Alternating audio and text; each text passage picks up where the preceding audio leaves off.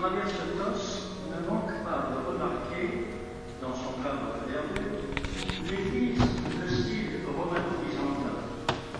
Cet aspect est relativement récent et nous découvrirons que durant ce dernier millénaire, le vieux sanctuaire a subi maintes restaurations et transformations.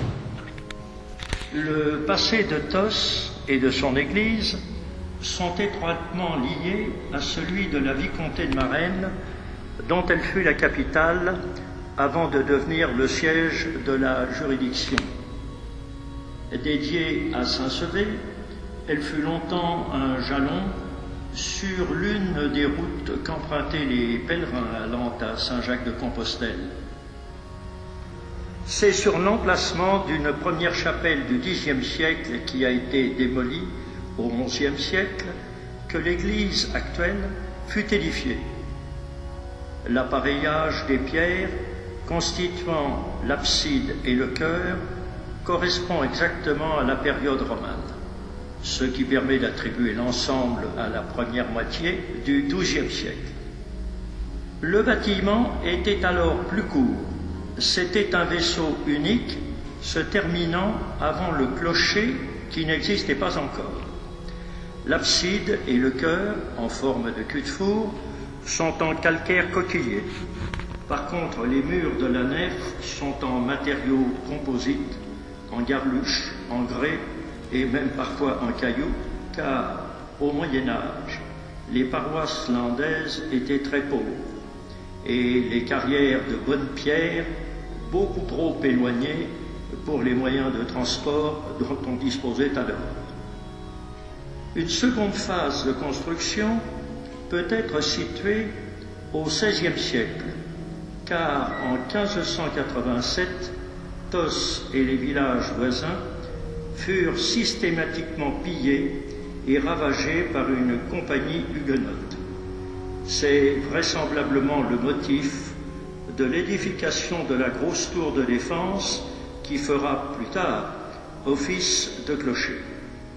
Au XVIIe siècle, on s'est contenté de bâtir une sacristie à droite du chevet et on renforcera les contreforts romans. Mais l'indigence de la paroisse ne permet toujours pas d'effectuer le minimum d'entretien.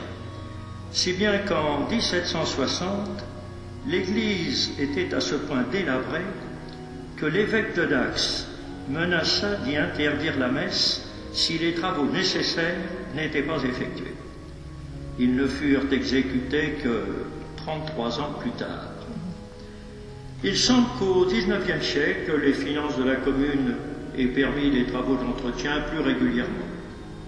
Mais de toutes les restaurations, la plus radicale a été celle de 1927-1930. Elle devait avoir pour premier but d'agrandir l'édifice pour en augmenter la capacité d'accueil des fidèles, mais l'architecte bordelais Larsonneur a transformé le bâtiment en ce qui constituait pour lui une véritable église romane, en y ajoutant un transept, une nouvelle sacristie, en surbaissant le clocher, en supprimant l'arcade qui séparait la nef du clocher, et il créa 2 portails sur les faces latérales. Plus tard, des vitraux du maître verrier d'Elmas ont été offerts par des familles tossaises. L'édifice a été inscrit le 29 février 1928 à l'inventaire supplémentaire des monuments historiques. Bien des polémiques et des critiques ont alors alimenté les conversations, mais reconnaissons que ces volumes architecturaux dégagent une certaine harmonie et que le cadre verdoyant qui l'entoure le met en valeur. Mais revenons pour quelques instants sur le passé. Au Moyen-Âge, les affaires de l'Église et de la commune étaient focalisées. Ainsi, c'est dans son grand missel qu'était conservée la coutume, c'est-à-dire la loi de la vicomté. Le Seigneur, lors de son intronisation, devait prêter serment sur la coutume et sur les reliques de Saint-Sevé conservées dans la sacristie. Et c'est aussi dans l'Église que siégeait le tribunal mais aussi les jurats et les syndics qui administraient la paroisse. Pendant la Terreur, en 1794, l'église, où on ne célébrait plus les offices, devint le lieu d'internement d'une quinzaine de Basques, vieillards, femmes, enfants, déportés sur l'ordre du comité révolutionnaire. Ils ne furent libérés qu'à la mort de Robespierre et rejoignirent leur village d'Aïnoa, de Cambo et de Sable.